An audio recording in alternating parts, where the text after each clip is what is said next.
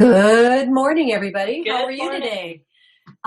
Could somebody just send us a quick note and make sure that you can actually hear us? That would be really lovely.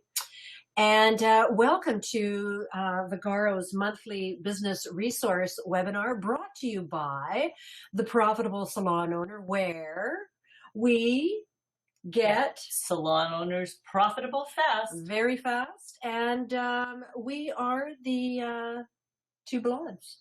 Yes, we are. Well, I think that was the segue into our next slide. I'm half asleep this morning. Wake me up. I've had a coffee. Here we are, and Kath and I were just talking this morning that we must change up this picture because Catherine really looks like she's praying. I am praying. I'm praying that all our salon owners have a good month and make money. Exactly. Please, everybody. And oh, thanks, Shay. Loud and clear. Good. Catherine and I are really passionate about this industry, and between the two of us, I'm sure that we've been in business, 2,000 years? Something like that. Pretty close. Pretty close, right? And but our mission is to share with you the secrets of success. And in fact, there is no real mystery to success. Well, there's no secrets. It's all out there. It's just you have to be willing to listen and do the work. And that's the cool thing. I mean, we can give you all the answers, but none of it will work unless you interpret it. So today, and speaking of answers, we're going to be talking about some of the salon owners' questions that we hear a lot, and we're going to discuss, are they really what you should be asking? Yeah. And it's really interesting because, in doing research, I found a survey, and this survey was taken of 250 salon owners. And the three main questions that they had that came up in this survey are what we're going to look at today. And the first one was... Oh, and before we move on to that too, Kath, I just want to say... I'll go back then. Okay, go back. Is that the way Kath and I would like to run today's webinar is that we'd like to share these three main points with you.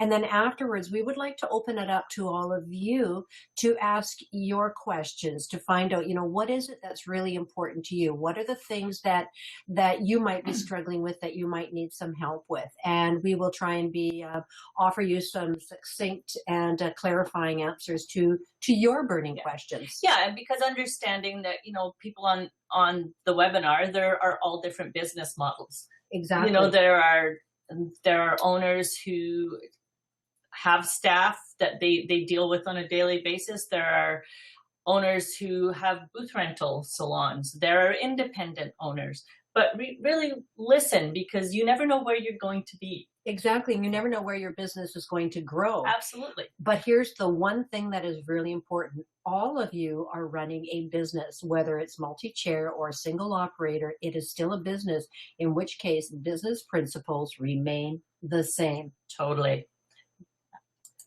All right, on we go. So the number one question, 48% of salon owners said this was the thing that they struggle with the most: motivating and managing staff. And yes, I have been there. I have had a lot of staff in my day, and it can be exhausting.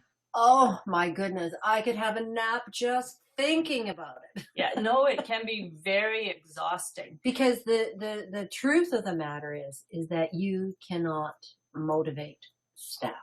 Nope.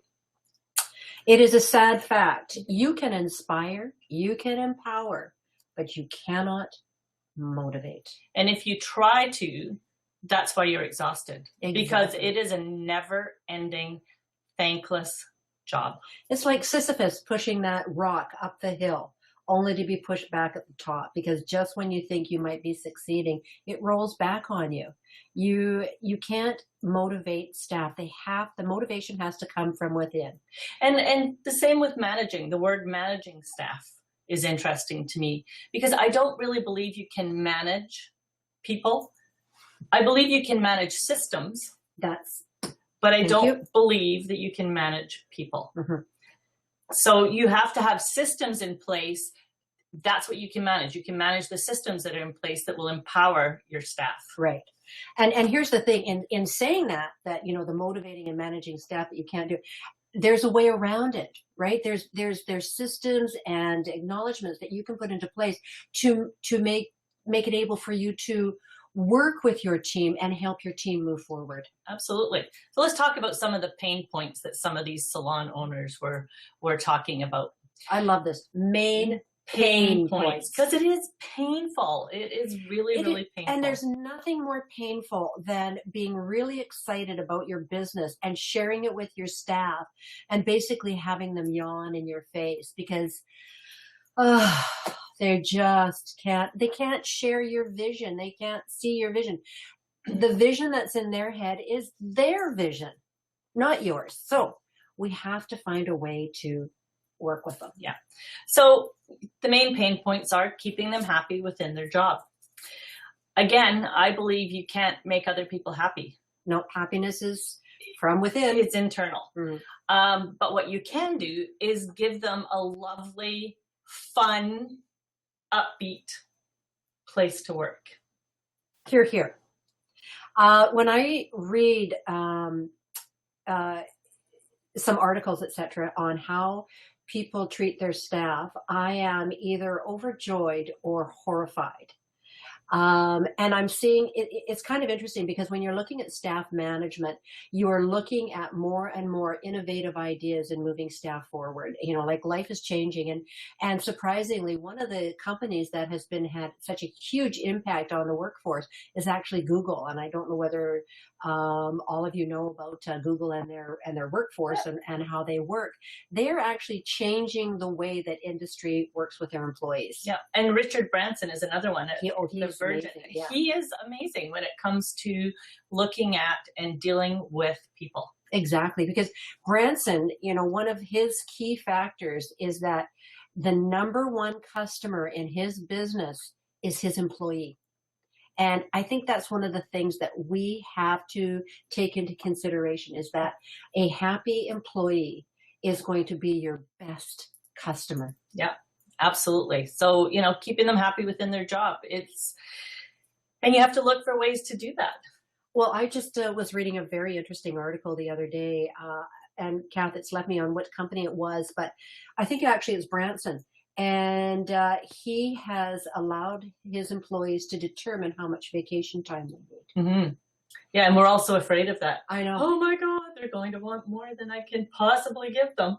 But it's amazing how many, they are far more productive in having that ability to choose. So life is changing. The way we look at things and the parameters that we set, it's changing, and we have to really think outside the box. Yeah. I completely agree with you, Aileen. And I do think that it's up to us as owners to keep ourselves up to date. Exactly. And by being on this call, I applaud you because it shows us that you are interested in learning. There's so many other people out there that have no interest. Yeah. And, guess what happens when you do the same old thing over and over again? Nothing. Absolutely nothing. Okay, so let's talk a little bit, Aileen, I know you love this. Another pain point is keeping your staff motivated and on track. And even yourself, this is, if you're just one person, you're talking about yourself here. For sure. So how do you stay motivated and on track? Well, I always think it's a little bit like, you go to a motivational workshop and you sit in this workshop and you are incredibly inspired and all these thoughts are going through your head and you're excited and energized, et cetera, et cetera. And then you get home and you put all these incredible pamphlets on your table as you walk in the door, and then nothing ever happens. Yeah. And so it falls off completely. And so what we really have to do is really think, how do we take that motivational energy and actually turn it into an action plan?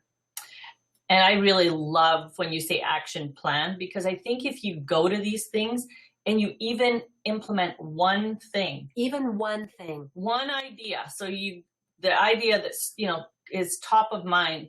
If you just make a pact with yourself that you are going to implement one thing from this motivational seminar that I learned. And that it doesn't have to be something within your business. It can be something within yourself.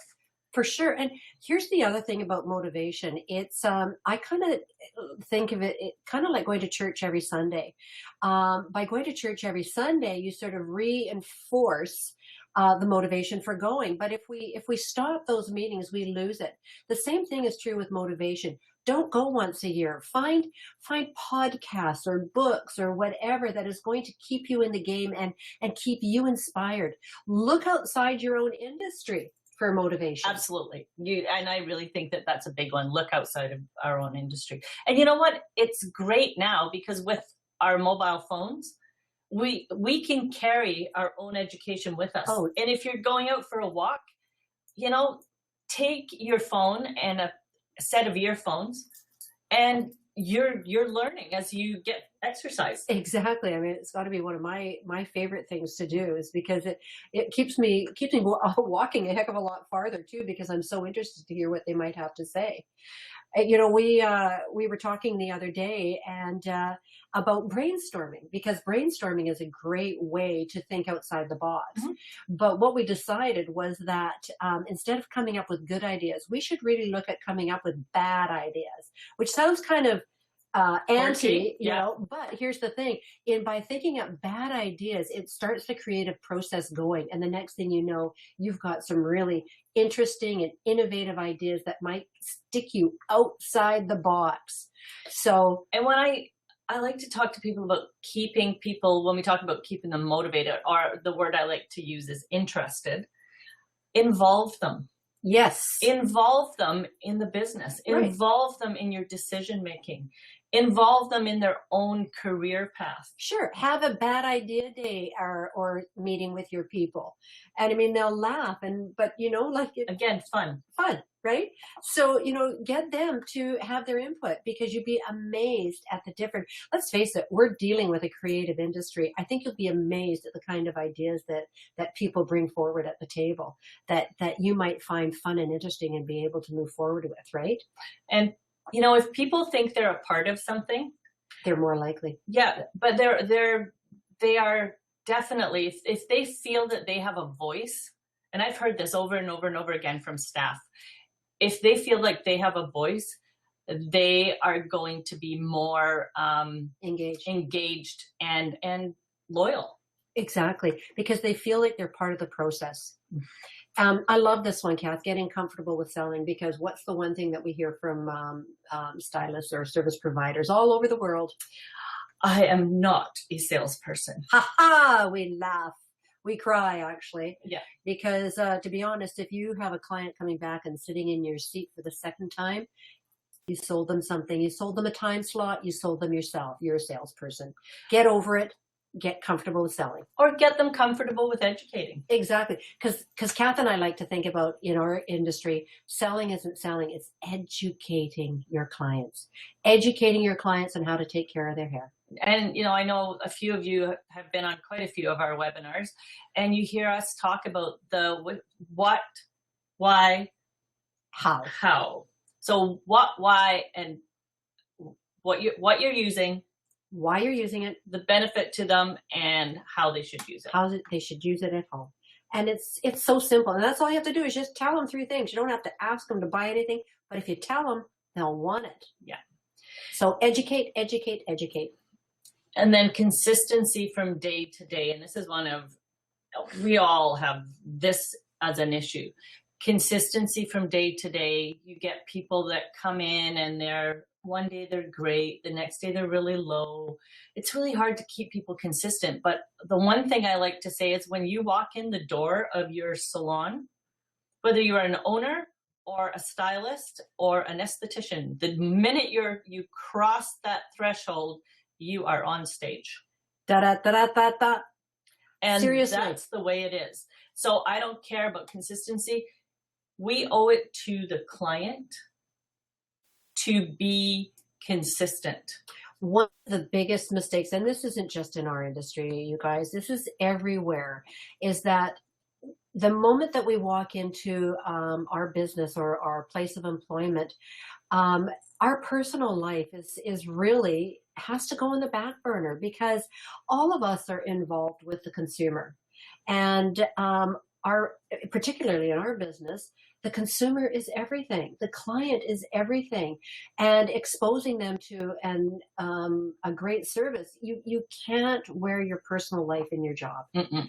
So you've gotta just sort of, hey, when you walk through that door, you're on time. Like you're on company time. Yeah, you're on stage, and the area around where you work is your stage.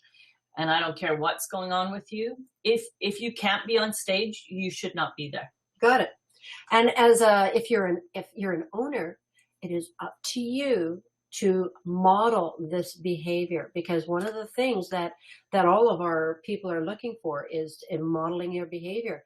If you're grumpy Gus when you walk through the door, well, how can you expect your staff or your service providers or your cohorts to do anything else? Absolutely. Lead by example. Exactly. Lead by example. I can't tell you how many times in my consulting life I have gone out to meet with salon owners, and they paid me a lot of money to come and meet with them and talk to their staff. I can't tell you how many times I have showed up, and I always show up early, and been sitting there waiting for the owner to come in.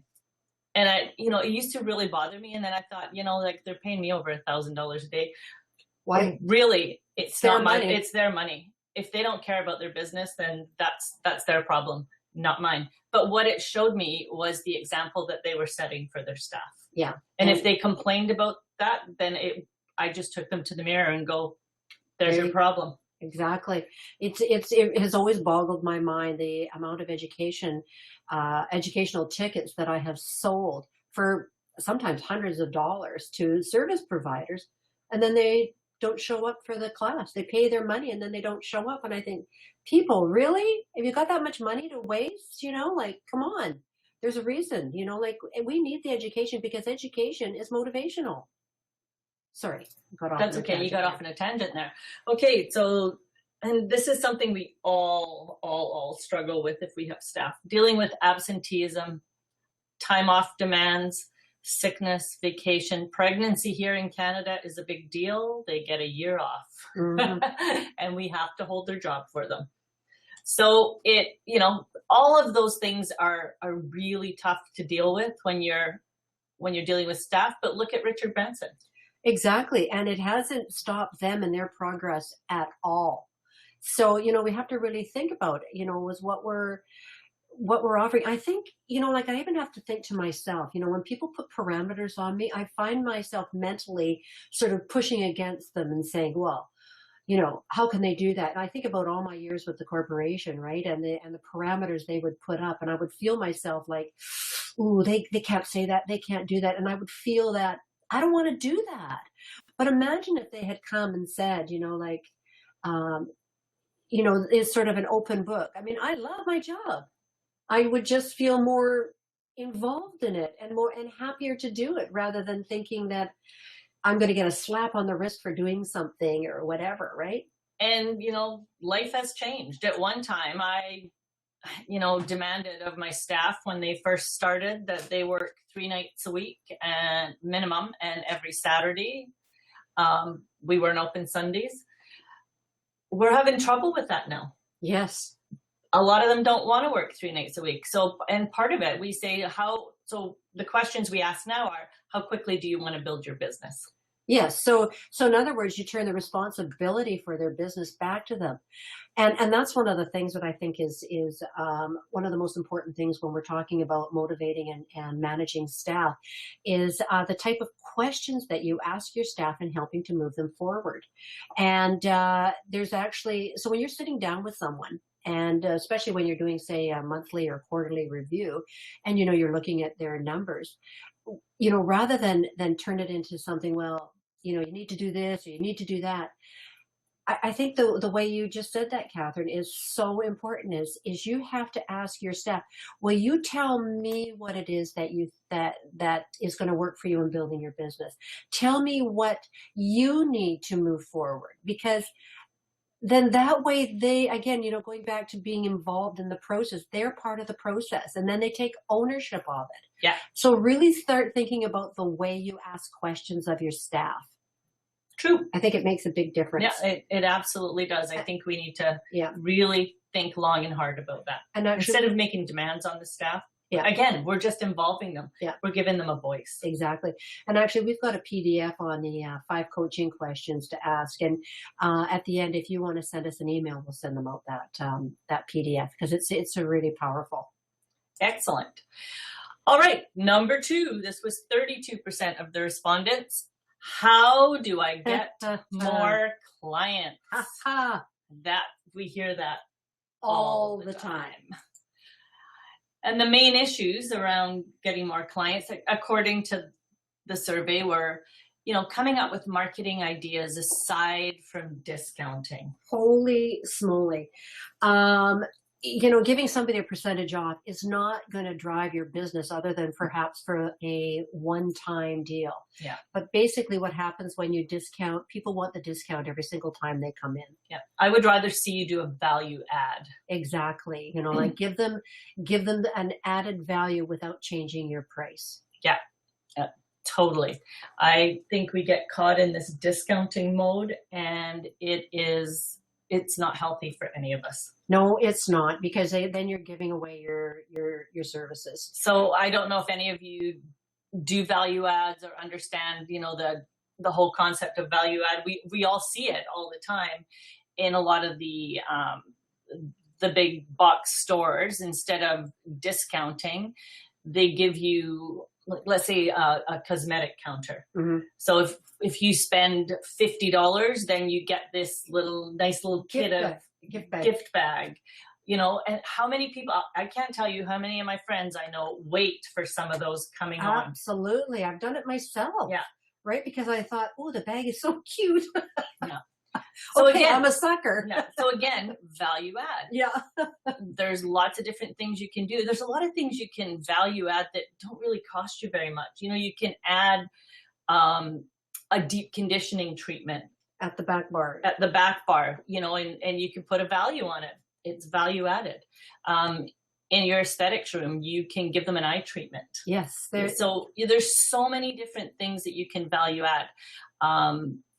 One thing that we did last month is, if you booked a color and a cut, we worked out a deal with one of our suppliers, and they got shampoo free for color treated hair. I love it. And it cost us a couple of dollars. Yeah. So that rather than, give a discount, really and truly think about, how will I add value to my client's visit?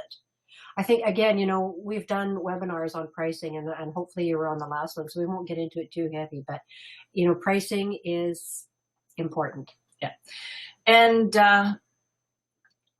I had a train of thought, and there it was, gone. When you talked about pricing. I'm sorry, it threw me off. That's okay. It'll come back to me. Yes, it will.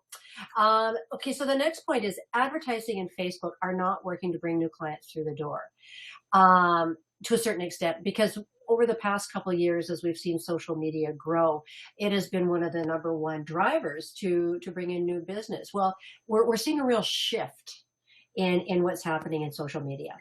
Well, because everybody's on the Facebook bandwagon, the ads are all out there, and they're okay, but it's like anything else. Unless you know what you're doing, unless you can put a specific offer on there so that you actually know whether it's working or not, then we have no way of measuring it. Well, exactly. In fact, that brings up a really good question. When you get a new client in the door and you put together your consultation form with them, is one of the questions you ask them is, how did you hear about us? Because it's really important for you to understand in the future where your new clients are coming from. Absolutely. We have it on all of our consultation forms, and it's really interesting when we actually look and read the consultation forms. It really shows you where those clients are coming from. Exactly. One of the things that I was recently reading up on was the statistics on Facebook marketing versus Google AdWords. And Facebook has actually dropped down, and Google AdWords is showing far more of a drive for businesses. So one of the things that Kath and I really noticed, though, is when we were looking at this, is that there are very few salons using Google AdWords in our community. So that's very possible that there are very few salons or spas in your area that are using Google AdWords. And if you, set yourself a small budget, you might be able to really use it as a driver.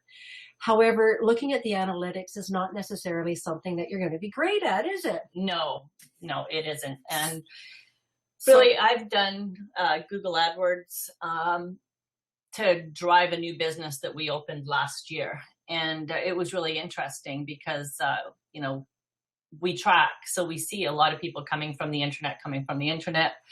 And then you start asking few more questions once you see that. But just last month, I stopped my Google AdWords marketing for 3 weeks. Yep. Our phone traffic dropped dramatically in that 3 weeks. It was really interesting. And we were talking about it and I went, that's so interesting, because we were really busy and then we got this 3-week blurb. And then it wasn't until probably a week or so later that it dawned on me. I had stopped our Google AdWords because we were looking at doing something a little different.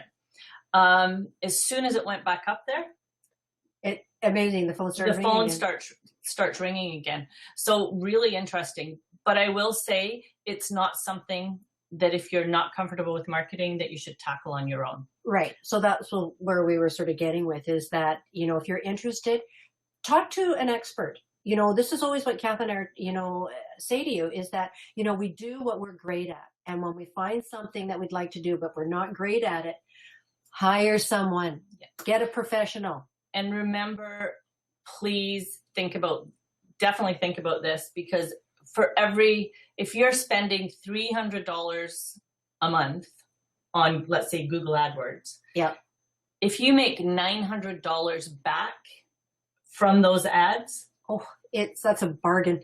But so $900, you might not make $900 that month, but if you gain 3 new clients and those new clients are worth $1,000 to you, got it per year, that's $3,000. You made your money back. Right. And the one thing I love about Google AdWords is you can set a daily budget. So you could actually do something for like $100 a month. So really take a look at it. It's a fairly reasonable way to advertise. So check it out. Okay. I guess we better move on to our next point, Kath, because we want to, so instead, I really believe instead of asking, how do I get new clients? One of the big things we should be asking ourselves is, how can I keep the clients I have and get them spending more money with me? And no, we can't tie them up. We would like to, but we can't. No.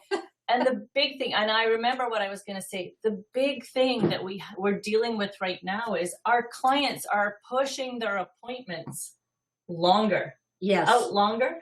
So we really have to work with those clients to make sure that when they do come in, that their average ticket is a little higher. You got it. I was saying to Kath this morning, as much as I love the ombre look, I think it looks fabulous. It's one of the worst things that ever happened to the beauty industry. Absolutely. Because it keeps our clients, like my daughter has this fabulous ombre look, but she only goes to see her stylist like twice, maybe 3 times a year. Maybe, yeah. Right? So anyways, I won't go off on that rant, okay? So retaining clients. Was the third thing was retaining clients. That ties right into what we just talked about. Exactly. If we can keep clients longer, keep them coming back and spending more money with us, it really helps us in bringing new clients in. The big thing is in retaining clients, because we're really bad at this. We don't really, once we have a client, we think, oh, good. I've got a client. Now we're good. Wrong. We don't necessarily look after them the way we should. No, we take them for granted. And it costs a lot of money to bring one client through your door. They're gold. You should treat each client like a brick of gold. For sure.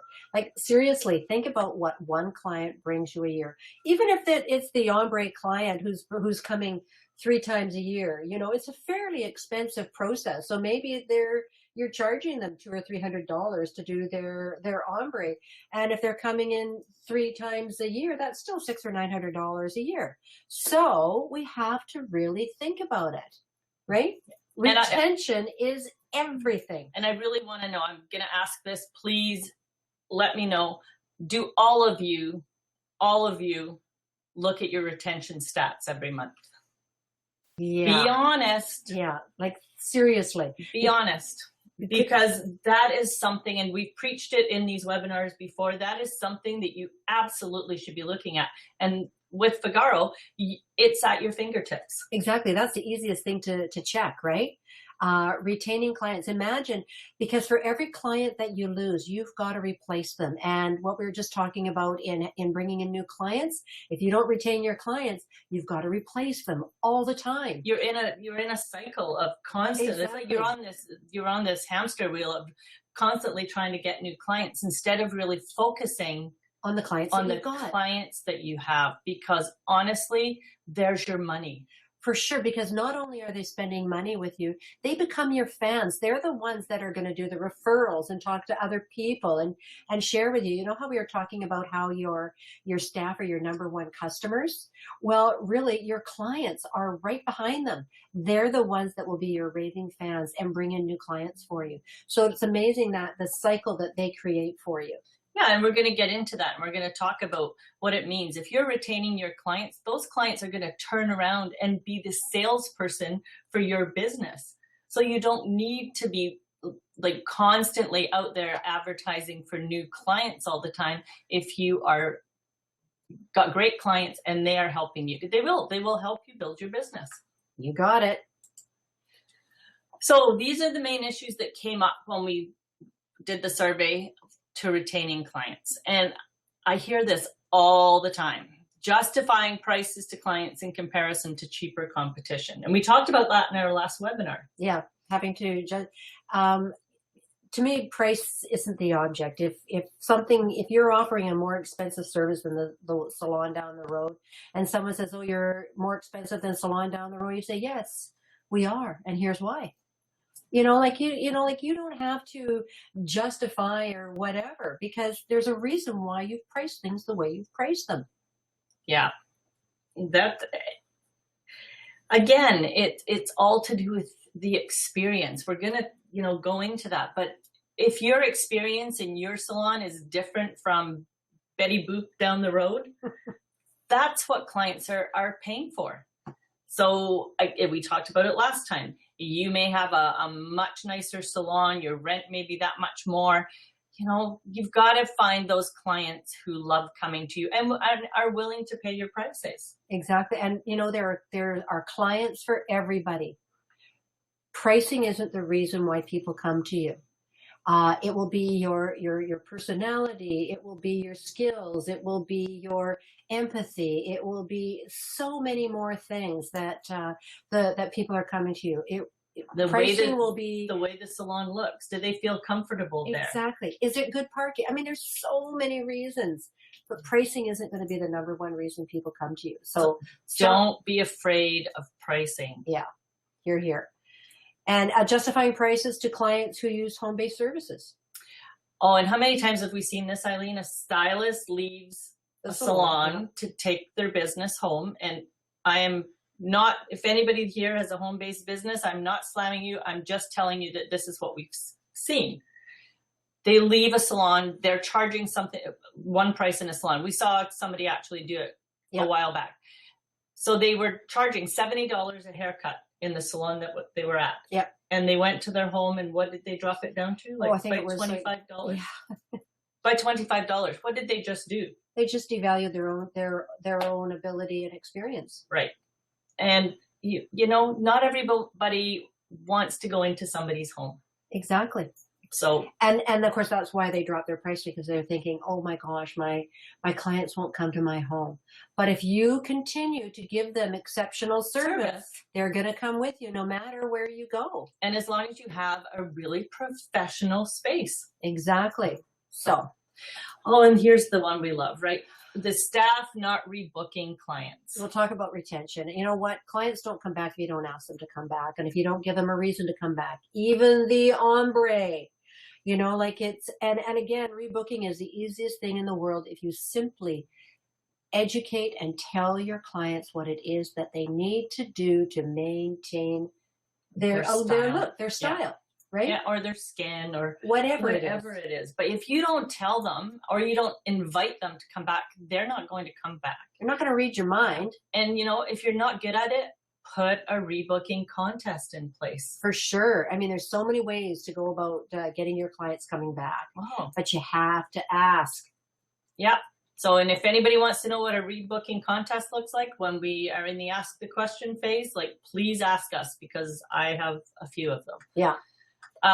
Staff not educating clients and sending them home with the correct retail products. Right. And that's a biggie. It is, because here's the thing is most clients can't do their hair at home. You know, when we walk around our own city, Kath, and, you know, we're looking at hair, we're thinking, OMG, who did their hair? And we want to go marching into the salon and saying, look, we just saw one of your clients on the street and they haven't got a clue of how to reproduce what you showed them. And a lot of it is because they don't have the products, you know, and we just assume that, you know, that they know how to do it or they don't need our products or whatever. We're not educating. Or we're just terrified of asking. Yes. You know, and one way I always do this, and I've always taught my staff to do it, is, you know, if they put the products that they used on the front desk, and when they go, basically, so these are the products we use today. What, you know, which ones will you be taking with you today? This is what we would recommend. And basically, you know, they'll say, well, you know, we hear this all the time. Well, you know, I have a bunch of products at home. And I go, no problem. Just know, if your hair isn't working for you, it's probably your product. Come on back, and we will set you up with the correct products. What did I just do? Well, you just reinforce that, you know, their style or color isn't going to work with what they've got at home, that they need to have what you're offering and recommending. So if they go home, things aren't working quite the way it should, what's usually the first thing that they will say, oh, that wasn't a really good haircut. Yeah. And really, or that, you know, or that made no difference to my skin. But they're using the wrong things on their hair. Exactly. So consequently, if you set it up before they walk out the door, you don't have to be pushy. There was nothing pushy about that. But I just set up the outcome. Exactly. And of course, the last one is no follow-up. Oh, this is my absolute favorite. Because, you know, once you've got a client in your chair, and again, if they're only coming back every 2 months, 3 months, 4 months, or whatever, what are you doing to reach out to them in the meantime? And to maintain a client, we have to reach out with what I call touches. And we've got to touch them in between their services. So you've got to think of ways that you can engage them and keep them interested in your business and your services. And there's thousands of ways to do that. So just remember, you've got to have some kind of follow-up. Yep. And I will say that one of the things with this new business that we implemented were thank you cards. Yes. And we send out thank you cards, and there is usually always a gift certificate or a coupon or something in the thank you card to come back. And I will tell you, people come back clutching those. Yes, it's so funny, isn't it? I've even had people actually call me up and say, I got your card in the mail. Thank you so much. Yeah. They thank me for thanking them. I love it. It works. But we have to follow up with, and I mean, we've done webinars, whole webinars on follow-up, and you can probably find them in the archives. You got it. But if you're not following up, you are definitely losing clients. I'm going to say, Kath, that, you know, we're down to about 20 minutes left in our webinar. So as Kath and I carry on with our next slide, if you have some questions that you would like to put forward to us, if you'd like to put them in the chat bar, and we'll start taking a look at the questions that you might have as well. Okay. And in the meantime, we'll just keep chatting about it. All comes back to a great experience. Not a good experience. A great experience. Now, can everybody here say that every time a client comes in, they get a great experience? It's challenging sometimes because, again, you know, going back to the fact that, you know, we often let our moods affect how we treat people or whatever. If we really think, you know, I'm on stage, and this is exactly how I'm going to treat every client who sits in my chair or walks into my treatment room today is going to be treated like the gold that they are. Believe me, they will come back time after time. So we can't let our moods affect us. And how do you ensure, Aileen, that they have a great experience? Well, it goes right back to the very first slide, Catherine, and that is talking about systems. Because, you know, we can't manage people and we can't motivate people, but we can put systems in place to give everybody a guideline. And look at that, is bars of gold. Follow the yellow brick road and to ensure a great experience. So what Kath and I always say is that you have to sit down and actually write out every single step of your client experience, how they're going to be treated from the time they phone in for an appointment, from the time they walk through your door to the time they sit down for their consultations, yada, yada, going on and on. Yeah. I mean, it's, you know, again, it's a system. So you follow the system. The greeting, how, you know, that's the important part. How long do we get to make a good impression on people, Aileen? I think it's like seconds, isn't it, Kath? It's like 2 or 3 seconds and people make an assessment right off the bat. Absolutely. Whether it's on the phone or whether it is in person. And we've talked about this. When you pick up the phone, smile. Exactly, because it changes the way your voice sounds. You know, I have probably been in maybe 1,000 salons. And one of the things I do, the moment that I open the door, I smile. And people see me coming and they end up smiling back at me. But I got to tell you, there's, out of those 1,000 salons, I got to say that probably 500 of them didn't smile back, you know, or they were too busy to even acknowledge that I walked in the door or whatever. It's scary, isn't it? And that is huge. Yeah. Because what do we think? We think they don't know who I am. They don't know that I'm, you know, what I'm there for. I could be the next client that's going to bring him in $1,000 sale. Who knows? But, you know, I mean, Kath, you and I, like, you think about some of the salons we've called on together. Oh, yeah. You know, it's frightening, isn't it? It is frightening. It is really frightening. And really, watch yourself. Check up on your people if you have people at your front desk, or if it's just you, make sure that you at least lift your eyes and smile at people. If you're busy on the phone, I don't care what you're doing. Acknowledge them just with an eye lift, a smile, or whatever. Acknowledge the people who are walking through your door, because you don't know what they're there for. And again, the greeting is the first thing. The consultation, which we have talked in depth about. Ad nauseum, I'm sure. So you need to make sure you're doing a great consultation. So as we're going through this, I really want you to think, these steps that we're talking about, you need to write them down so that when somebody new comes into your business, you can hand them your systemized guest path and say, here at so-and-so salon, this is the way that we created client experience. And I'd like to go through our systems with you so that you have an understanding of what we'd like to create for our clients. And of course, we would love to have your input, because we've got to remember to involve those people. Very true. You can, again, get our consultation, or the whole guest path experience is also in the archives. So it's well worth a listen to. And again, we're not reinventing the wheel here. We're just talking about the things that you've probably heard a million times, but today something may resonate with you. Right. And today might be the day that you find that one thing. That's all you need. One thing, one action from this that you are going to do.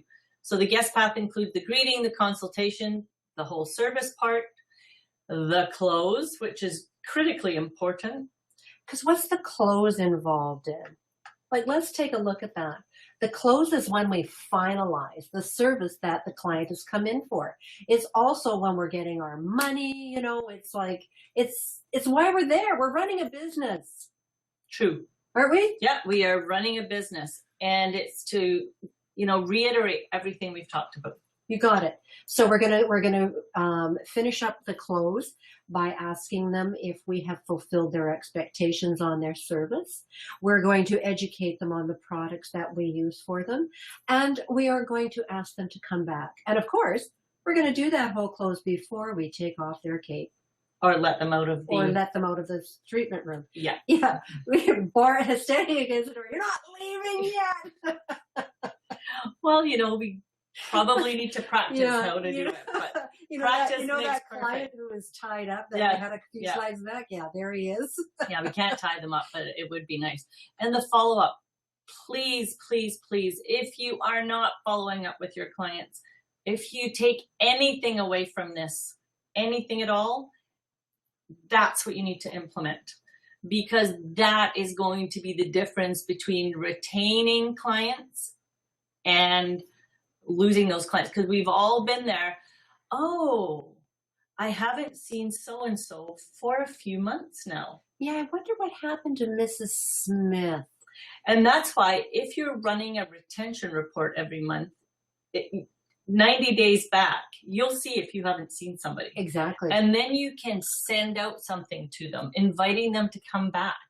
You can look at their history. Maybe it's one of those clients that has ombre that only comes in once every 6 months, but you'll know that from their history. For sure. But even at that, send out a little, it's a couple of months till your next appointment. Yeah.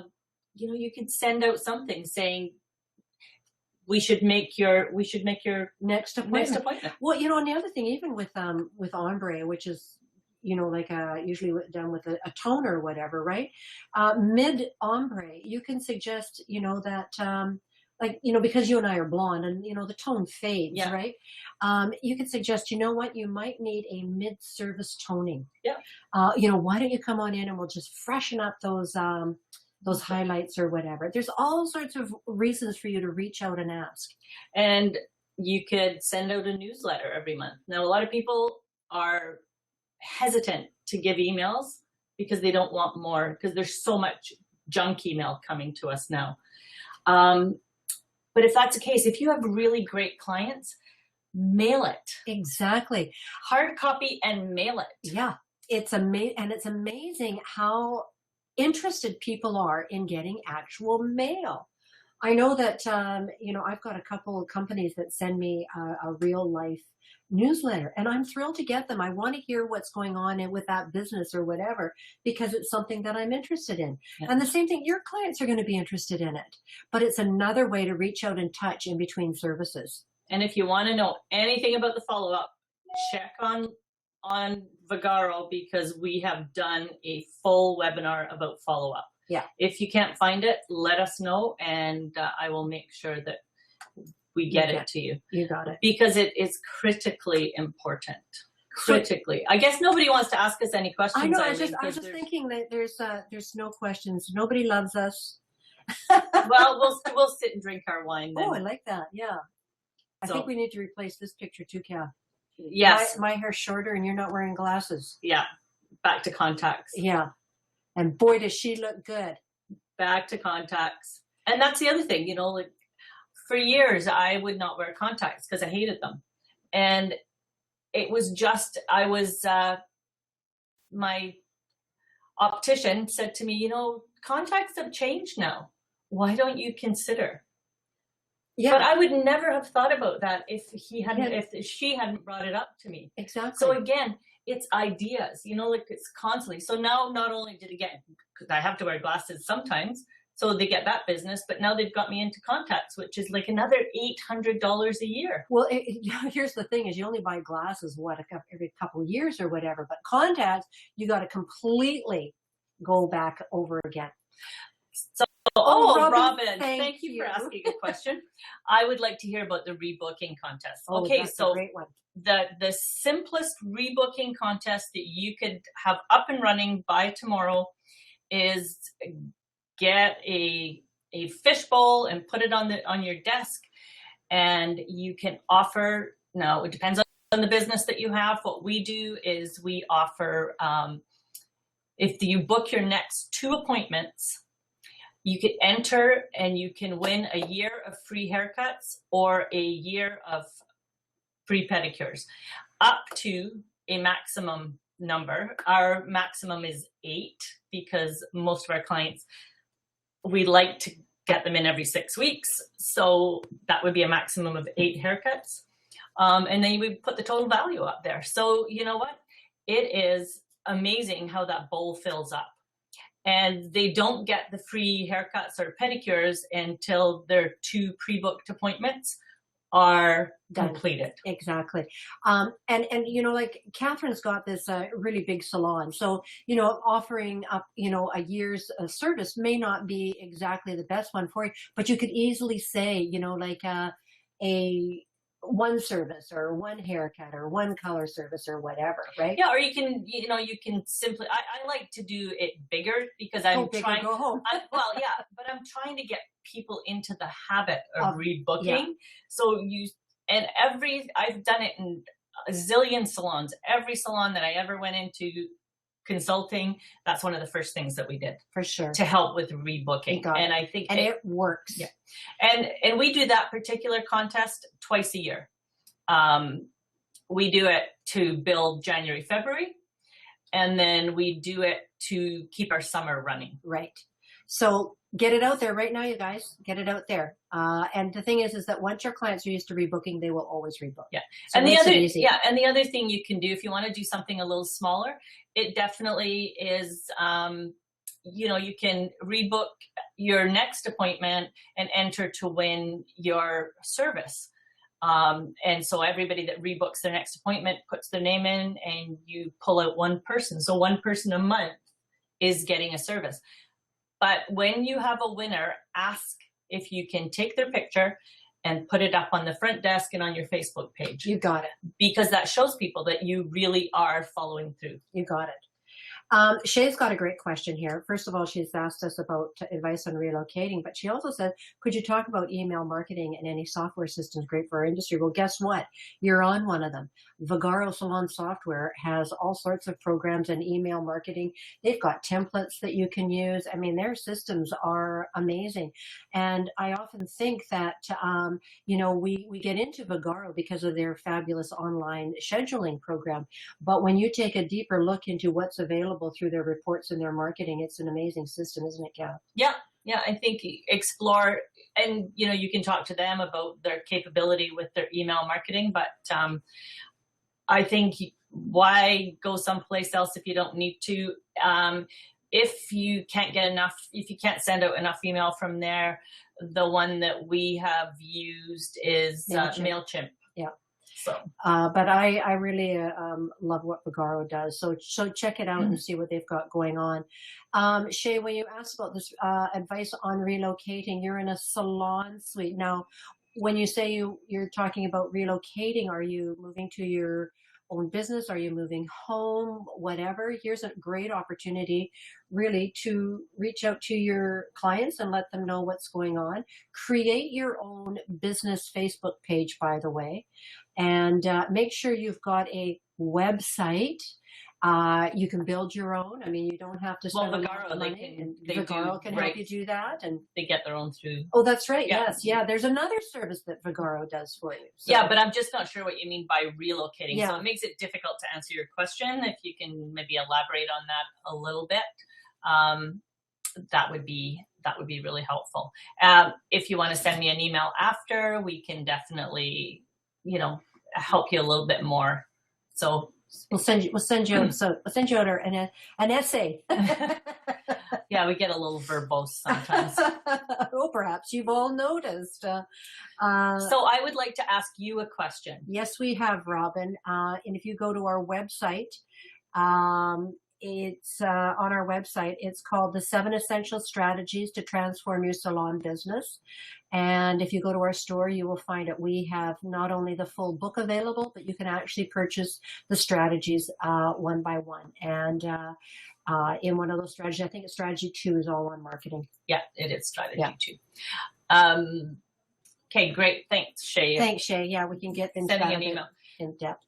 So I'm going to ask you a question. I want to know, if you were to go home today, what would be the one thing that you guys would implement? Like one thing. One thing. that you can take home today? Because that's really interesting to me. I want to know what people are going to commit to. Follow up. Thank you. Thank you. And, like we would also like to follow up with all of you. So I was thinking about, PDFs that we can send you or whatever. We'll send you that coaching question regarding compensation. Hi, Scott. Scott, you're in California. Are you in California? We must pay folks at all times, even without clients. Yeah. It's the right strategy to reduce the commission.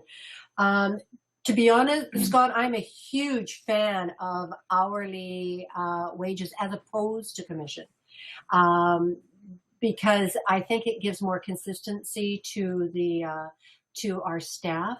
But in the end, it's all about how we drive our business. And you know what? Maybe we should actually do a webinar on this, because it's a pretty big subject, on compensation for service providers. It's huge subject. Yeah, really huge subject for sure. Scott, do you mind if I put you on the back burner on that? Because I think maybe Kath and I'll talk about doing a webinar on that, because it's and we actually had a pretty lengthy chat on this last month. Yeah, we were out for lunch and we were talking about what's going on in California, and it's really, really, really interesting what is going on. And again, I think we need to look at where your percentage is right now, like of your total gross sales. Like, you need to look at that. And that's probably one that we could even like touch base by email on for sure. Yeah, because it's big. So we'll stay in touch on that, Scott. And Shay, thanks. She's going to implement writing out the customer experience. Fantastic. Good work, because that is the whole thing. Keep it consistent, and then everybody within your organization is going to create the same fantastic scenario. And I guess it's just about getting time for us to... Monica's going to think of the bad ideas to get outside the box. Yeah, it's so much fun, Monica. You'll have a blast doing that, because it's amazing thinking of bad ideas and you come up with the best. Yeah. And I mean, really, we've all actually done some things that are really bad ideas. Yeah. And then we've had to back off from it. But, if we brainstormed them first, really, would we have done them? Yeah. Exactly. But, thinking outside the box and getting your creative juices going and involving everybody, but it makes it more fun, rather than just to say, well, geez, I'd really love to have your ideas. What do you think we might do to move our business forward? No, we're going to have a bad idea day. Yeah. And I think it was Robin that said one of the thing that she would commit to was being more approachable. Oh, yes. You know what? I think that's a biggie. I think that really is a big Huge thing, because if you put a wall up, you will just repel people off it. People have to feel approachable. And that's the one thing that I think for myself, having staff, that was something that my staff used to say to me, was that they felt that they could sit down and talk to me. Yeah. So I think that's a big part of it. And my motto when dealing with people is firm but fair. Exactly. Firm but fair. But open. Yeah. And you have to stay open. And actually, Robin, if you want to send us a quick email, I'll send you back the 5 coaching questions also to work with your staff on, because they're really, really powerful. Scott, he's attempting to set up our salon schedule to have 3 admin hours per week, during which there aren't clients, but all admin issues are dealt with. Marketing, reporting, client planning, brilliant. No kidding. But we all should be doing that, because to me, you're then taking charge. You're working on your business, not just in it. And that is huge for us service providers in this business. We have to learn. We have to take time to work on our business, not always in it. Exactly. And one of the things that, because over the 25 years I've been calling on salons, one of the things I've noticed is that some of the salons that I called on 25 years ago are operating in exactly the same way as they were 25 years ago. They haven't progressed, but now they want to close down their businesses and they are left with nothing. So, Absolutely. One of the things I really want you to think about too, Scott, is setting yourself up with exit strategies as well. Like you're in your business to win it. But, if you want to get out in 25 years, what are you going to do to move forward and do that? Because it bothers me so much to see so many of our fabulous salon owners left with nothing when they're ready to retire. Totally. And yeah, Scott, I agree with you. You have to set aside, because the temptation always would be to focus on the fun stuff. But you know what? You need to deal with the other things. Exactly. Because in dealing with those, you can get to the fun stuff, and it's, and you have a sense that you've accomplished what you needed to. Exactly. So anyways, you guys, it's time to say farewell. Is it Mr. Rogers' song that used to do that? Oh, I know, Carol Burnett, right? Oh gosh, I'm old now. Anyways, here we are www.theprofitablesalonowner.com. If you go onto our website, on the right hand side, you will see a sign up for our newsletter that we send out to you every single Monday morning at no charge. Are we not fabulous or what? No we charge. Are. And you can always reach us in an email, info@theprofitablesalonowner.com. Thank you all so much for being with us today. We will see you next month, and we will discuss the subject of what it's going to be. Maybe we'll talk about wage compensation. We'll never know. Anyway, stay tuned, everybody. Have a great month. Hope it's profitable. Bye now.